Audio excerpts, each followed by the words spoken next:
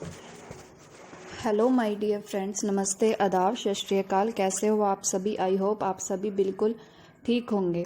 तो मैं अपनी नेक्स्ट वीडियो लेकर आई हूँ आपके सामने। जैसे कि मैंने आपको बताया था अपनी पिछली वीडियो में कि HTML क्या होता है, कैसे हम इसका यूज़ कर सकते हैं, तो ऐसे ही मैं अब लेके आई हूँ CSS क्या होती है, इसका यूज़ कैसे करते हैं, ये सब मैं आपको इस वीडियो में बताऊँगी।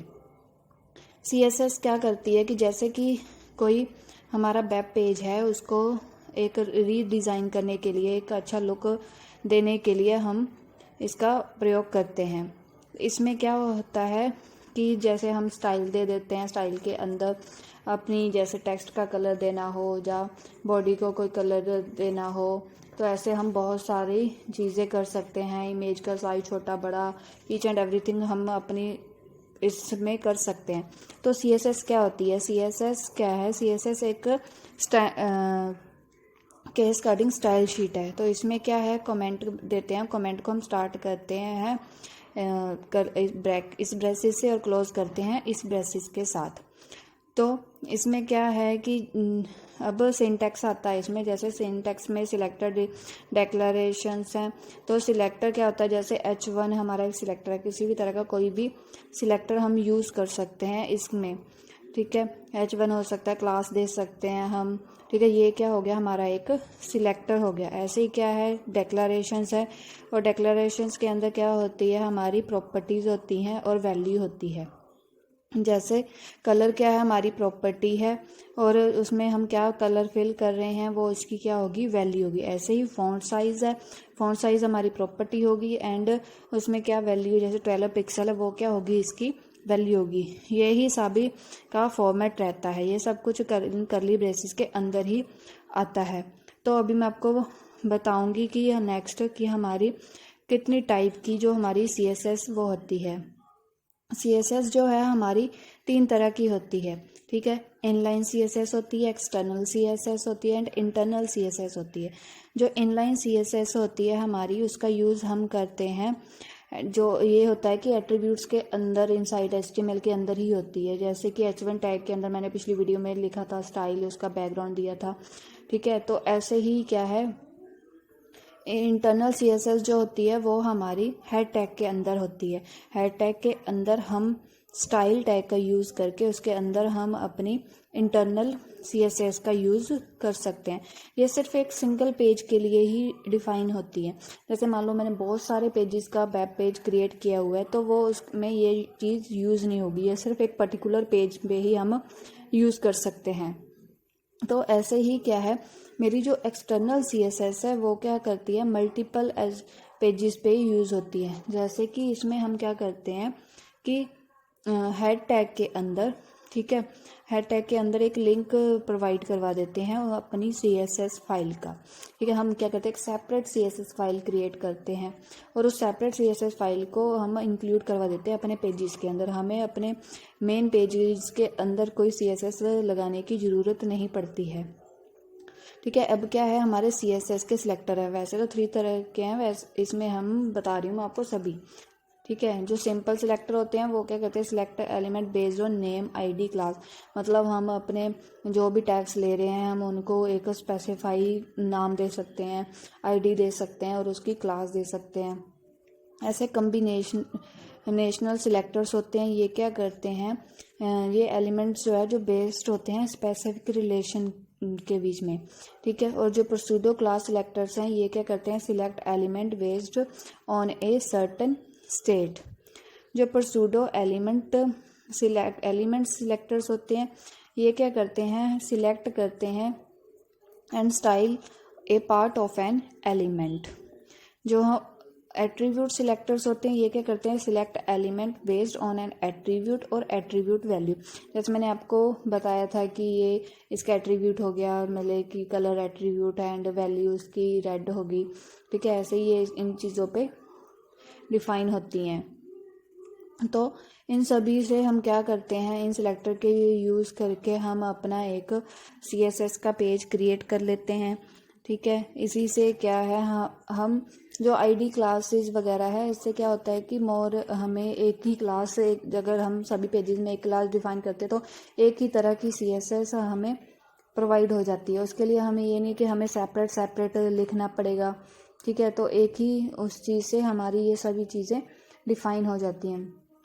सिर्फ स्टाइल डॉट CSS के अंदर मैं आपको नेक्स्ट बताऊंगी एग्जांपल देकर कि हम कैसे इन चीज़ों का प्रयोग कर सकते हैं। एंड इससे क्या होता है कि इजीली हमारी जो CSS है वो इनबिल्ट हो जाती है, ठीक है। हम स्टाइल के अंदर लिंक लगाकर सिंपल से मैं आपको बताऊंगी भी कि कैसे हम लिंक लगाकर इसको डिफ़ाइन कर सकते हैं इसके अंदर, ठीक है। तो इसके बाद क्या होता है कि बहुत सारे ऐसे इसमें फंक्शंस हैं, एट्रीब्यूट्स हैं, बहुत सारी चीज़ें हैं जिसका यूज़ करके हम अपनी साइट को more attractive, more creative create कर सकते हैं। तो आप मेरी वीडियो के साथ अभी बने रहिए, जिससे कि हम आपको आगे आगे सब चीज़ें बताते रहेंगे। तो इससे क्या है कि अभी मैं आपको एक एग्ज़ाम्पल देकर बताऊंगी कि कैसे हम इसका यूज़ कर सकते हैं और कैसे इसका यूज़ करके हम इसको क्रिएट कर सकते हैं। तो अभी मैं आपको एक लाइव एग्ज़ाम्पल बताती हूँ इसका कि कैसे हम इसका यूज़ करेंगे और कैसे हम CSS को इनलाइन, इंटरनल एंड एक्सटर्नल का हम यूज़ करके इसको इनबिल्ट कर सकते हैं, ठीक है। अगर आपको कोई भी इशू हो देन आप मुझे कमेंट कर सकते हैं, जहाँ आप मुझे फॉलो कर सकते हैं एंड मैसेज कर सकते हैं। देन मैं आपको इसका बता दूंगी कि कैसे कैसे हम इसको यूज़ करते हैं। इसका यूज़ करने के लिए बहुत इजी है वैसे तो ये सारी चीज़ें, आपको ऐसी कोई टेंशन लेने की ज़रूरत नहीं है। अगर कहीं भी आपको प्रॉब्लम लग रही है तो आप मेरे को वहाँ का स्क्रीनशॉट लेकर शेयर कर सकते हैं, ठीक है। तो अभी हम क्या करते हैं, स्टार्ट करते हैं कि कैसे हम कोड को यूज़ करके हम इसका डिज़ाइन क्रिएट कर सकते हैं, ठीक है। तो इसके लिए एक सेकेंड, तो इसके लिए हम क्या करते हैं, मैंने आपको बताया था कि हम किसका यूज़ करते हैं, हम नोटपैड का यूज़ करते हैं कोडिंग करने के लिए। मैं नोटपैड प्लस का यहाँ यूज़ कर रही हूँ और आउटपुट के लिए मैं क्रोम का यूज़ कर रही हूँ, जैसे मैंने अपनी पिछली वीडियो में भी आपको ये चीज़ें बताई थी, ठीक है। तो इसको यूज़ करने के लिए हम सबसे पहले क्या करते हैं, जैसे बताया था कि वेब पेज क्रिएट करने के लिए हमें HTML तो यूज़ करनी ही पड़ेगी। तो इसके लिए हम क्या कर रहे हैं, HTML टैग को स्टार्ट करेंगे। ये भी मैंने आपको बताया था कि greater than less than braces के साथ ही हम इसको स्टार्ट कर सकते हैं। और ऐसे ही क्या करते हैं, HTML टैग को क्लोज कर देते हैं, ठीक है। और इसी HTML टैग के अंदर हम क्या डिफ़ाइन करते हैं, हेड टैग को डिफ़ाइन करते हैं। हेड टैग को डिफ़ाइन करेंगे और हेड टैग को अगर ओपन किया तो हम इसको क्या है, क्लोज भी करना ही पड़ेगा। ये भी मैंने आपको बताया था, अगर आपने नहीं देखी हो तो मेरी पुरानी वीडियो देख सकते हो। तो इसके बाद हम क्या करेंगे, टाइटल टैग को स्टार्ट करेंगे, ठीक है। और टाइटल टैग के बाद हम क्या करेंगे, बॉडी टैग को स्टार्ट करेंगे एंड बॉडी टैग को क्लोज करेंगे। इस बॉडी टैग के अंदर हम जो भी कंटेंट लिखेंगे वो हमें डिस्प्ले होगा हमारे वेब पेज पे। तो जैसे मैंने H1 टैग लिखा और H1 टैग के अंदर जैसे मैंने लिख दिया this is my heading tag, ठीक है, और H1 टैग को क्लोज कर दिया। तो अभी हम क्या करते हैं, इस फाइल को सेव करते हैं, ठीक है। तो मैं जैसे अभी डेस्कटॉप पे इस फाइल को सेव कर रही हूँ और इस फाइल का मैं नाम रख देती हूँ जैसे लाइक कुछ भी आप रख सकते हो, किसी भी नाम से इसको रख सकते हो। तो मैं इसको रख रही हूँ हेडिंग CSS.html।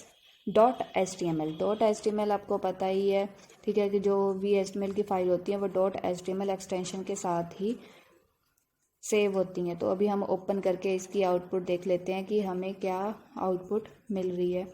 हमारी फाइल ये रही हेडिंग CSS। जैसे मैंने इसको ओपन किया, ठीक है, तो अभी हमें इसकी आउटपुट कुछ मिली नहीं, तो शायद कुछ प्रॉब्लम है हमारे कोड में।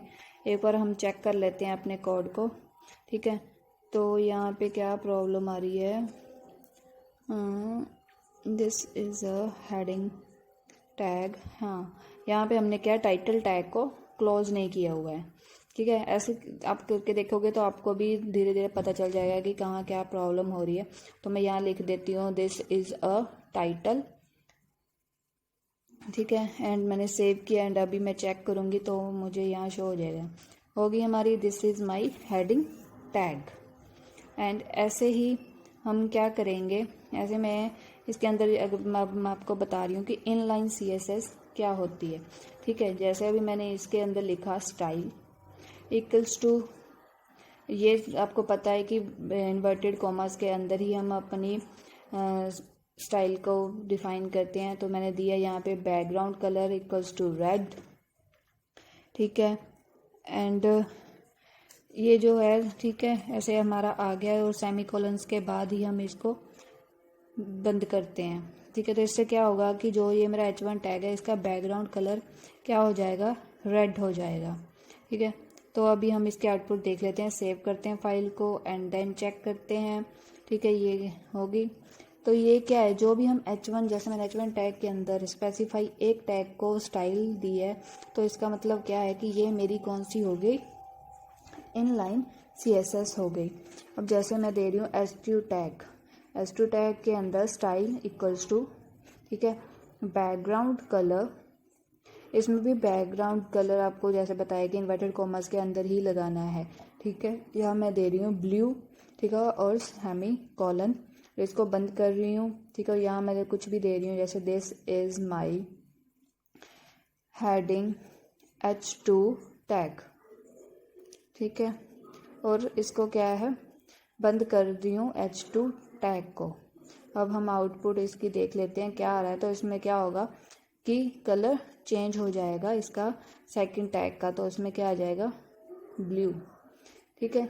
ये क्या होगी हमारी इनलाइन CSS, ठीक है। ऐसे बहुत सारे कुछ हम ऐड कर सकते हैं अपने इसमें, जिसे हम क्रिएट कर सकते हैं इन सभी चीज़ों को। ये क्या हमारी इनलाइन CSS, इसमें हम क्या कलर दे सकते हैं, पैडिंग दे सकते हैं, बहुत कुछ ऐसी चीज़ें। जैसे अभी मैंने लगाया, ले लेते हैं एक और चीज़, ठीक है। अभी जैसे कि मान लो मैंने देनी है कौन सी है दूसरी हमारी इनलाइन, तो मैंने बता दिया। अब है इंटरनल CSS मैंने आपको बताया ही था कि हम हेड टैग के अंदर डिफाइन करते हैं।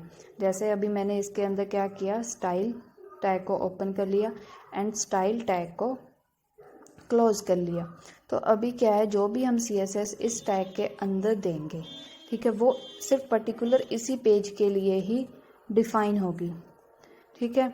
तो इसमें क्या है, जैसे अभी मैं इसी में ही आपको बता देती हूँ। जैसे H1 H2 के लिए मैंने कोई CSS लगानी है। जैसे मैंने H1 टैग के लिए पहले क्या करते हैं कि हम इस वाली CSS को रिमूव कर देते हैं एंड या फिर हम ये कर देते हैं कि जो ये है पैराग्राफ, जैसे मैंने लिया P को, अब मैं क्लास और ID में भी आपको डिफरेंस बता दूँ। जैसे P लिया, P क्लास इक्वल्स टू, आप कोई भी क्लास डिफाइन कर सकते हैं, आपकी इच्छा से आप जो भी देना चाहते हो वो दे सकते हो। जैसे मैंने यहाँ पे दी है बुलेट, ठीक है, तो इसमें यहाँ मैंने लिख दिया दिस इज़ माई पैराग्राफ, और हम क्या करेंगे, P टैग को क्लोज कर देंगे। अब इनलाइन CSS में तो मैंने आपको बता दिया। अब इंटरनल CSS में क्या करेंगे, जैसे मैंने क्लास ली, ठीक है, क्लास कौन सी किस नाम से थी, बुलेट, और मैंने ये भी बताया था कि ये डॉट जो है, डॉट से क्लास को डिफाइन किया जाता है। और जो भी हम CSS लगाते हैं इंटरनल और एक्सटर्नल, वो हम इन्हीं करली ब्रेसेस के अंदर लगाते हैं। और इसमें हम दिए मैंने बैकग्राउंड कलर, ठीक है, बैकग्राउंड कलर इज़ ब्लू, ठीक है, एंड कलर इज़ जैसे कुछ भी कलर हम दे दें, जैसे मैंने अभी दे दिया वाइट कलर, ठीक है। अब इसको हम सेव करते हैं एंड देखते हैं रिस्पॉन्स क्या आता है। तो इससे क्या होगा, पैराग्राफ का जो कलर है वो चेंज हो जाएगा, बैकग्राउंड, ठीक है। ये हो गया हमारा change, this is my paragraph blue colour में शो हो गया, ठीक है। अभी हम क्या करेंगे कि इसमें अगर जैसे मैं दे रही हूँ कि मैंने फ़ॉन्ट साइज़ देना हो, ठीक है, इसका फ़ॉन्ट बड़ा करना हो, तो फ़ॉन्ट साइज़ कर सकते हैं। इसमें मैंने फ़ॉन्ट साइज़ दिया है 16 पिक्सल एंड सेव किया। अभी चेक कर लेते हैं कि हमारा फ़ॉन्ट साइज़ चेंज हो रहा है या नहीं हो रहा है, ठीक है। तो इसमें कुछ रिस्पॉन्स आया नहीं, तो अभी हम इसको देख लेते हैं कि हमारे कोड में क्या इशू आ रहा है। इस फ़ॉन्ट साइज़ की जगह हम जैसे फ़ॉन्ट वेट भी दे सकते हैं, ठीक है। तो इससे ही फ़ॉन्ट वेट से भी चेंज हो जाता है। जैसे अभी मैं आपको बता देती हूँ एक बार लेकर कि फ़ॉन्ट वेट से क्या हो जाता है हमारे। तो जैसे मैंने फ़ॉन्ट विड्थ ले लो, जहाँ हम विड्थ ले लें कुछ भी लेके, जैसे मैंने इसका विड्थ कम करनी है, अभी फुल विड्थ आ रहा है या 50% है, तो वो पेज का क्या करता है, हमारे पेज का 50% ले लेता है, ठीक है। अभी ये देखा आपने, ये हमारे पेज का क्या हो गया, 50% आ गया। पेज जो होता है हमारा 100% होता है, ठीक है। तो इससे क्या है कि 100% से अगर मैंने 50 दे दी तो वो उस पेज को क्या कर देगा, हमारे पेज को हाफ कर देगा। जैसे अभी मैं दे रही हूँ लाइन हाइट, ठीक है, जो मतलब कि कंटेंट है उसके बीच में कितनी हाइट आ जाए, तो इससे क्या होता है कि हमारी लाइन हाइट मतलब कि ऊपर वाली लाइन और नीचे वाली लाइन, दोनों लाइन्स के बीच में जो डिफरेंस हो जाता है वो भी हमारा चेंज हो जाता है। तो 30 पिक्सल ये हमारा लाइन हाइट चेंज होगी। ये सारी जो है प्रॉपर्टीज़ हैं हमारी, ठीक है, इनका यूज़ हम कर सकते हैं। ऐसी बहुत सारी प्रॉपर्टीज़ हैं जिसका हम यूज़ कर सकते हैं। जैसे अभी हम क्या कर रही हूँ, letter spacing. Letter spacing means जो हमारा करैक्टर लिखा हुआ है उनमें स्पेस कितना आएगा, ठीक है। तो हम वो अब कर सकते हैं। अभी इसको सेव करके एंड चेक कर लेते हैं लेटर स्पेसिंग में क्या होता है। जैसे मैंने 5 पिक्सल दिया, देखा आपने कि इससे क्या है, हमारे हर करैक्टर के बीच में 5 पिक्सल का स्पेस आ गया है, ठीक है। तो ऐसे ही हम कर सकते हैं। अब जैसे मैं फ़ॉन्ट साइज़ का बता रही थी आपको, तो फ़ॉन्ट साइज़ क्या है हमारा, जैसे मैंने दे दिया 36, ठीक है।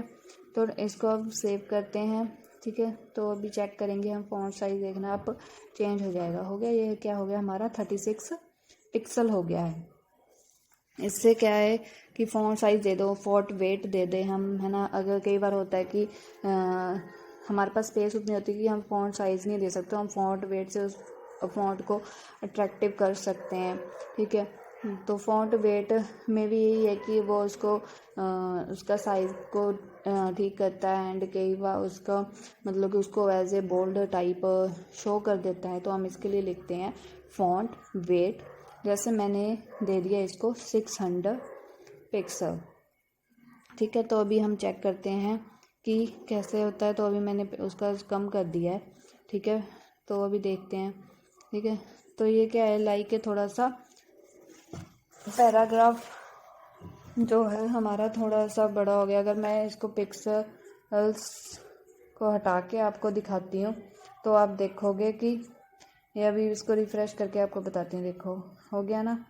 इसका क्या है, ये थोड़ा बोल्ड टाइप का हो गया है। इसका मतलब जो करैक्टर की विड्थ है वो थोड़ी बोल्ड टाइप हो गई है, ठीक है। तो ऐसे क्या है, हम फ़ॉन्ट वेट का भी यूज़ करते हैं। यहाँ हमें लगे कि हमें फ़ॉन्ट साइज़ नहीं लगाना है तो हम फ़ॉन्ट वेट से भी उसको यूज़ कर सकते हैं, ठीक है। ऐसे जैसे अभी H1 लिखा है, H2 लिखा है, अगर मैं चाहती हूँ कि H1 मतलब कि जहाँ जहाँ मेरा H1 टैग लगा हो, ठीक है, वहाँ वहाँ सेम CSS का हम यूज़ कर लें, तो इसके लिए हम क्या करेंगे कि मैंने अभी जो इनलाइन लगाई हुई थी CSS उसको मैं अभी रिमूव कर रही हूँ, ठीक है। तो अब मैं आपको इसी के अंदर स्टाइल के अंदर ही आपको बताऊंगी कैसे, क्योंकि जब हम नेक्स्ट स्टार्ट करते हैं, नेक्स्ट किसी चीज़ के लिए लगाते हैं तो हमें अलग से स्टार्ट करना पड़ता है, उसी करली ब्रेसेस के अंदर हम नहीं लिख सकते हैं, ठीक है। जैसे मैंने H1 दे रही है तो इसको मैं दे रही हूँ बैकग्राउंड कलर, ठीक है। तो बैकग्राउंड कलर क्या आएगा, जो जितना जहाँ जहाँ H1 टैग हो गया वहाँ वहाँ सभी आ जाएगा। तो बैकग्राउंड कलर दिया मैंने ऑरेंज एंड कलर मैं दे रही हूँ लाइक वाइट, ठीक है। तो अभी मैं इसको सेव कर रही हूँ, तो एंड चेक करेंगे हम। तो अभी क्या था, डिफरेंट थे, अलग अलग थे, ठीक है। अभी मैंने दोनों को H1 टैग में ले लिया है, तो हम चेक करेंगे। तो आप देख रहे हो कि ये दोनों एक ही टैग के अंदर है और एक ही जगह मैंने CSS लगाई है और दोनों जगह ये क्या होगी, चेंजेस हो गए हमारे, ठीक है। ऐसे क्या है, बहुत सारी चीज़ें हैं कि जिसका हम यूज़ करके कर सकते हैं। जैसे मान लो कि बॉडी, पूरी बॉडी जो भी हम उसके कंटेंट के अंदर बॉडी के अंदर लिख रहे हैं, सभी का मतलब उसका उस बॉडी पे हम कुछ भी लगा सकते हैं। जैसे मैं अभी दे रही हूँ बैकग्राउंड कलर लगा रही हूँ उस बॉडी को, ठीक है, रेड, ठीक है। तो अब आप देखोगे कि जो अभी वाइट दिख रहा था हमें बैकग्राउंड उसका, वो क्या हो जाएगा, रेड, ठीक है। ऐसे क्या है, ये सारी क्या है, इंटरनल CSS है हमारी। इसका यूज़ करके हम अपने एक सिंगल पेज को, ना कि पूरी साइट को, सिर्फ जस्ट सिंगल पेज को हम क्रिएट कर सकते हैं, ठीक है। क्लासेस के थ्रू कर सकते हैं, हम आईडी देकर भी हम डिफ़ाइन कर सकते हैं उस चीज़ का। ऐसे क्या है, बहुत सारी चीज़ें हैं जिसका यूज़ करके हम डिफ़ाइन कर सकते हैं। ऐसे टेक्स्ट के लिए अलग अलग काफ़ी सारी CSS है, ठीक है। जो मैंने डॉट लगाया, मैंने आपको बताया, वो हम क्लास के लिए यूज़ करते हैं। अभी मैं आपको एक आईडी के लिए भी बता देती हूँ। जैसे मैं लिख रही हूँ div ID, ठीक है। तो इसमें क्या है, क्लास को क्लास के नाम से डिफाइन करते हैं, div को ID से। तो मैंने ID दे दी सब टाइटल, ठीक है। और मैंने आपको ये भी बताया था कि div को अगर हम स्टार्ट करते हैं तो क्लोज करते हैं। तो मैंने ऐसे टेबल लिया, टेबल को मैंने क्लोज कर दिया। तो टेबल के अंदर, ठीक, अगर हम div को क्लोज नहीं करते हैं तो वो क्या करेगा कि हम जब वो पूरे बॉडी के अंदर जहाँ पे हमने जिस पोजीशन पे उसको डिफाइन किया है, ठीक है, वो सारा पूरा स्पेस जो उसके बाद का होगा वो सारा वो स्पेस ले लेगा, ठीक है। तो अगर हमने कोई और div स्टार्ट करना है, ठीक है, तो उससे पहले हमें इस div को क्लोज करना पड़ेगा। अगर हम इस div को नहीं क्लोज करते हैं तो ये पूरा स्पेस ले लेगा। तो जैसे अभी मैं टेबल ले रही हूँ, टेबल के अंदर हम tr टैग ले रहे हैं, तो tr टैग को क्लोज कर रही हूँ। तो इसके अंदर मैं th टैग को ले रही हूँ एंड इसके अंदर मैं लिख देती हूँ 1, ठीक है, एंड th टैग को क्लोज कर देते हैं। ऐसे ही क्या कर रही हूँ, फिर से मैं ले रही हूँ एक second row th tag and इसको बंद कर देती हूँ एंड इसके बाद क्या है 2। अभी इनको मैं वैल्यूज़ दे रही हूँ, तो जैसे लिख रही हूँ tr, एक सेकंड स्टार्ट किया मैंने और tr को क्लोज किया एंड उसके अंदर, इन्हीं tr के अंदर ही हम देंगे कॉलम्स को डिफाइन करेंगे। जैसे td, अभी मैं इसके अंदर दे रही हूँ td को क्लोज कर रही हूँ हम, ठीक है, एंड td के अंदर मैं इसकी वैल्यू दूंगी।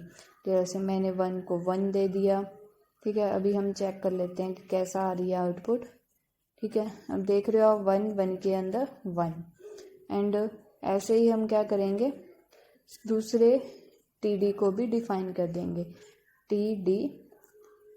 td को क्लोज किया हमने एंड सेकंड हम दे रहे हैं 2, ठीक है। तो अभी सेव कर रहे हैं एंड देन आउटपुट देख सकते हैं कि इसकी आउटपुट क्या आएगी, ठीक है। अभी ये सब कुछ टेबल बंद है, टीआर बंद है, ठीक है, ओके, ठीक है।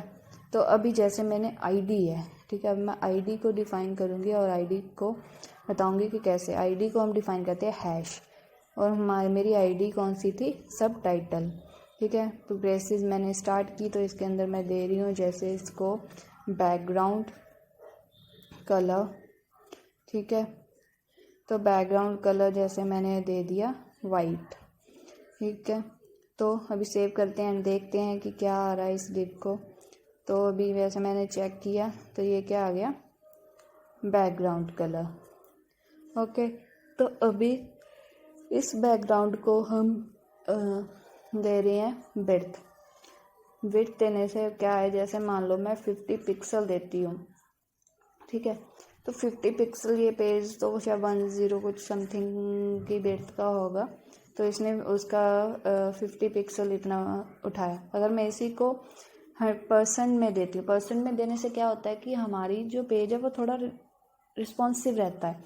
मैं आपको आगे बताऊंगी कि रिस्पॉन्सिव हम कैसे बना सकते हैं अपनी साइट को। तो अभी चेक करते हैं, ठीक है। तो अभी ये देखो, उसने इसका 100% का जो हाफ है 50% वो ऑक्यूपाई कर लिया है, ठीक है। तो अभी क्या है, जैसे टेबल है, ठीक है, तो मैं क्या करूँगी, टेबल को डिफ़ाइन करूँगी, ठीक है, एंड टेबल के अंदर ही हम अब अपनी सारी चीज़ों को लिखेंगे कि हमें टेबल में क्या क्या चाहिए।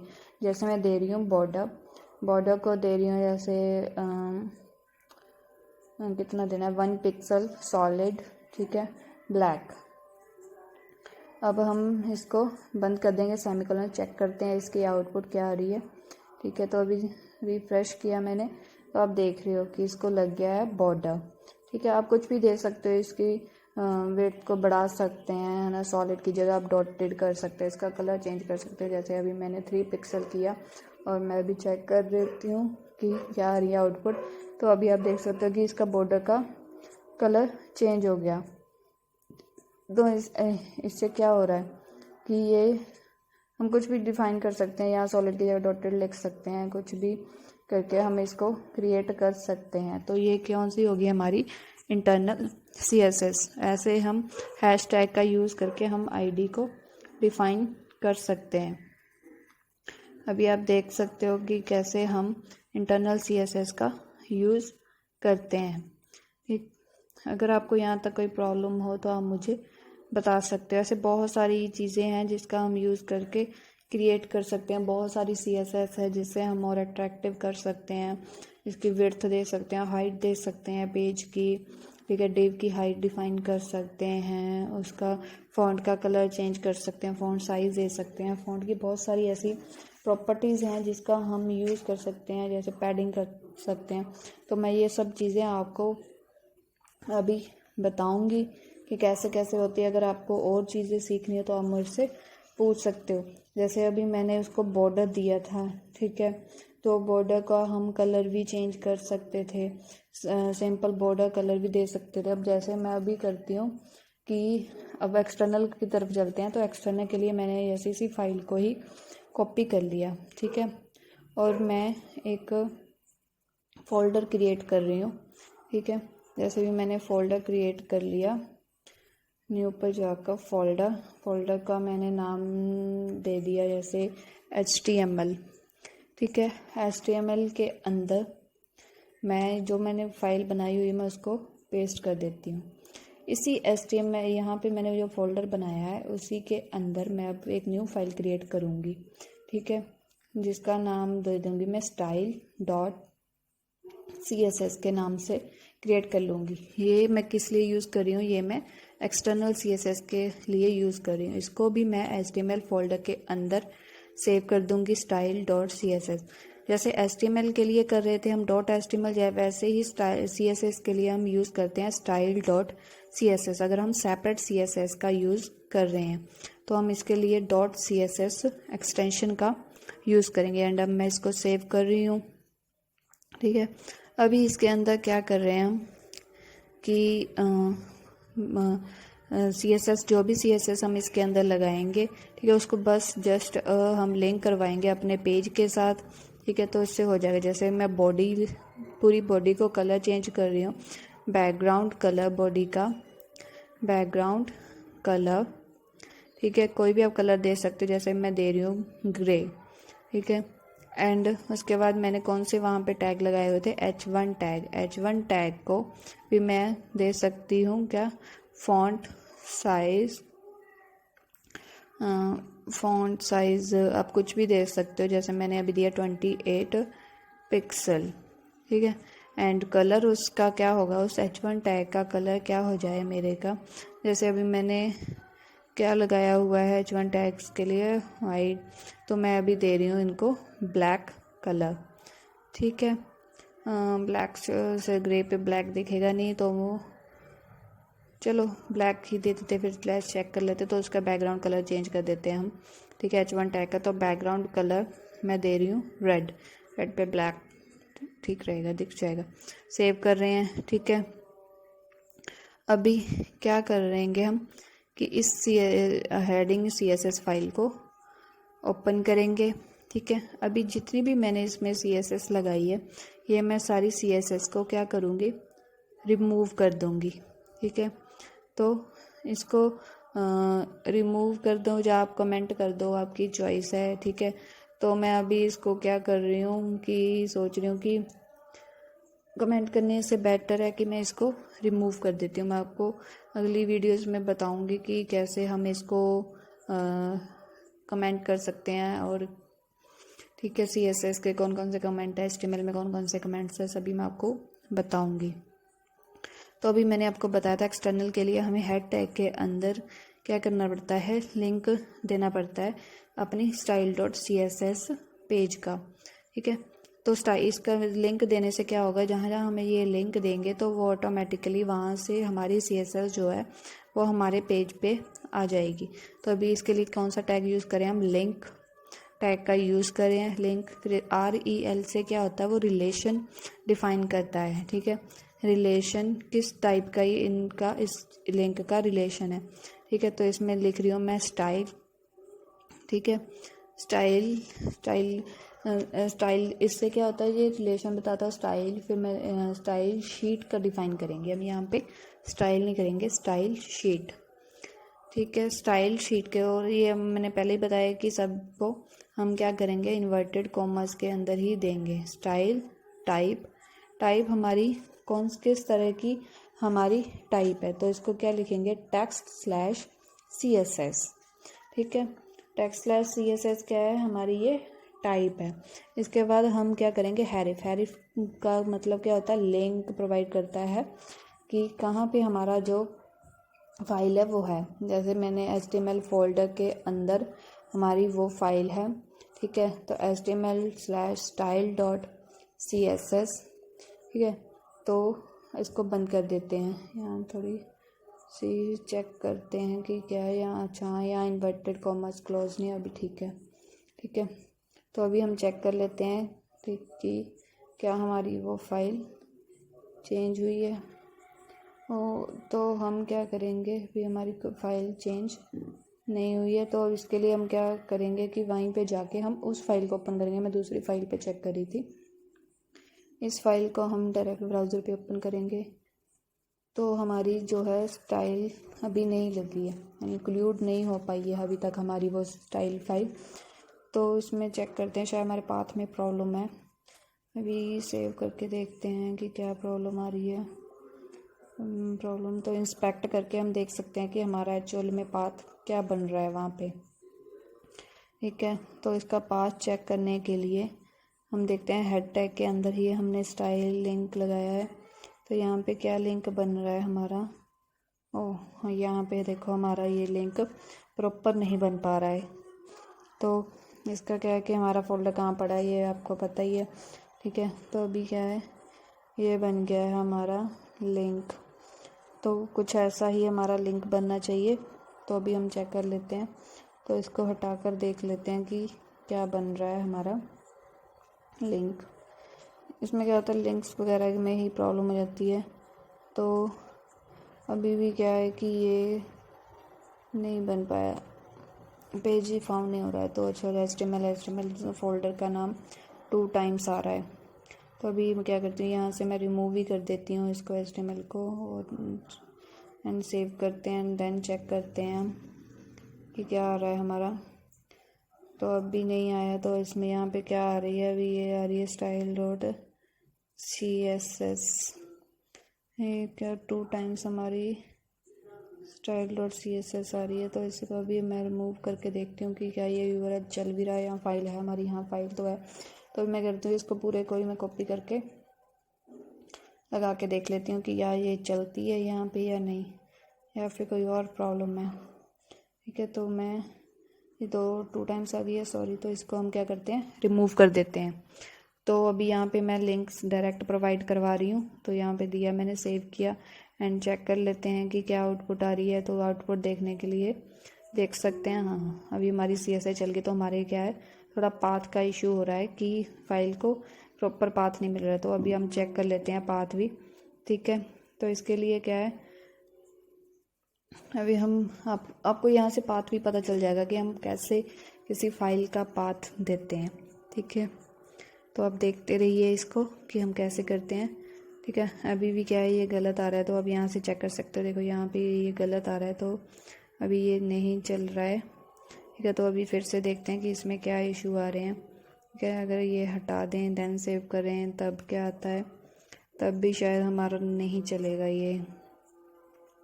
हाँ, अभी देख लेते हैं कि क्या आ रहा है। HTML यहाँ पे आ रहा है डेस्कटॉप HTML 2 टाइम आ रहा है। तो अभी क्या है, हमें शायद डेस्कटॉप HTML को भी हटाना पड़े। ठीक है, अभी इसको हटा देते हैं एंड देन चेक कर लेते हैं अपने पाथ को कि क्या हमारा पाथ वो उठा रहा है।